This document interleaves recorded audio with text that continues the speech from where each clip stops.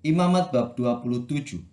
Tuhan berfirman kepada Musa, "Berbicaralah kepada orang Israel dan katakan kepada mereka, apabila seseorang mengucapkan nazar khusus kepada Tuhan mengenai orang menurut penilaian yang berlaku untuk itu, maka tentang nilai bagi orang laki-laki dari yang berumur 20 tahun sampai yang berumur 60 tahun, nilai itu harus 50 shikal perak, ditimbang menurut shikal kudus. Tetapi jikalau itu seorang perempuan, maka nilai itu harus 30 shikal. Jikalau itu mengenai seorang dari yang berumur 5 tahun sampai yang berumur 20 tahun, maka bagi laki-laki nilai itu harus 20 shikal dan bagi perempuan 10 shikal. Jikalau itu mengenai seorang dari yang berumur 1 bulan sampai yang berumur 5 tahun, maka bagi laki-laki nilai itu harus 5 shikal perak dan bagi perempuan 3 shikal perak.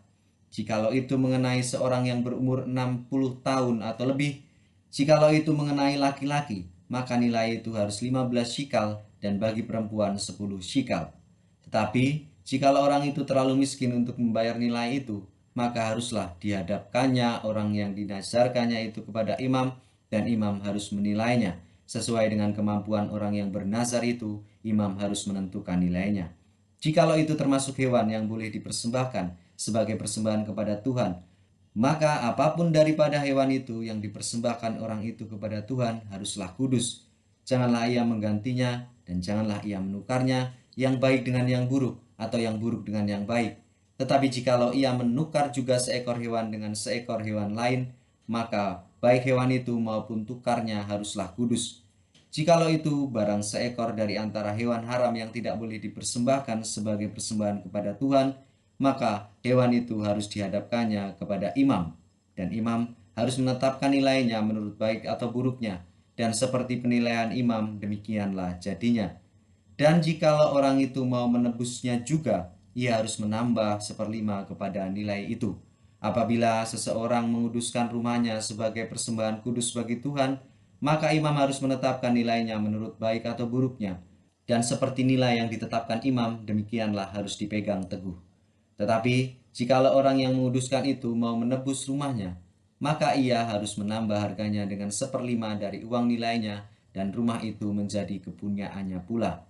Jikalau seseorang menguduskan sebagian dari ladang miliknya bagi Tuhan, maka nilainya harus sesuai dengan taburannya, yakni sehomer taburan benih jelai berharga 50 shikal perak.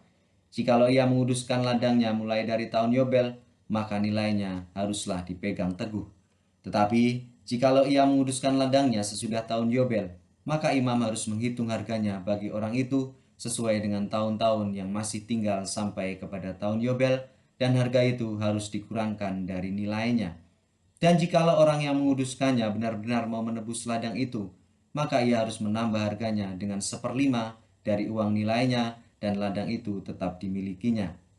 Tetapi, jikalau ia tidak menebus ladang itu, malahan ladang itu telah dijualnya kepada orang lain, maka tidak dapat ditebus lagi. Tetapi, pada waktu bebas dalam tahun Yobel, ladang itu haruslah kudus bagi Tuhan, sama seperti ladang yang dikhususkan bagi Tuhan, imamlah yang harus memilikinya. Dan jikalau ia menguduskan bagi Tuhan ladang yang telah dibelinya dan yang tidak termasuk ladang miliknya dahulu, maka imam harus menghitung baginya harga nilainya sampai kepada tahun Yobel, dan orang itu haruslah mempersembahkan nilai itu pada hari itu juga sebagai persembahan kudus bagi Tuhan. Dalam tahun Yobel ladang itu harus dipulangkan kepada orang yang menjualnya kepadanya, yakni kepada orang yang mula-mula memiliki tanah itu.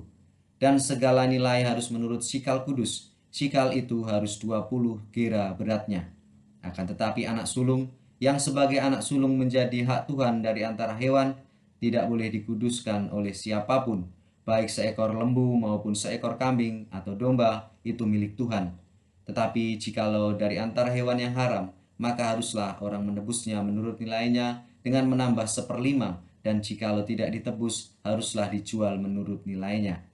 Akan tetapi, segala yang sudah dikhususkan oleh seseorang bagi Tuhan dari segala miliknya, baik manusia maupun hewan, maupun ladang miliknya, tidak boleh dijual dan tidak boleh ditebus, karena segala yang dikhususkan adalah maha kudus bagi Tuhan. Setiap orang yang dikhususkan, yang harus ditumpas di antara manusia, tidak boleh ditebus, pastilah ia dihukum mati. Demikian juga segala persembahan persepuluhan dari tanah, baik dari hasil benih di tanah maupun buah pohon-pohonan adalah milik Tuhan. Itulah persembahan kudus bagi Tuhan. Tetapi jikalau seseorang mau menebus juga sebagian dari persembahan persepuluhannya itu, maka ia harus menambah seperlima. Mengenai segala persembahan persepuluhan dari lembu, sapi, atau kambing domba, maka dari segala yang lewat dari bawah tongkat gembala waktu dihitung, setiap yang ke-10 harus menjadi persembahan kudus bagi Tuhan. Janganlah dipilih-pilih mana yang baik dan mana yang buruk, dan janganlah ditukar. Jikalau orang menukarnya juga, maka baik hewan itu maupun tukarnya haruslah kudus dan tidak boleh ditebus. Itulah perintah-perintah yang diperintahkan Tuhan kepada Musa di Gunung Sinai untuk disampaikan kepada orang Israel.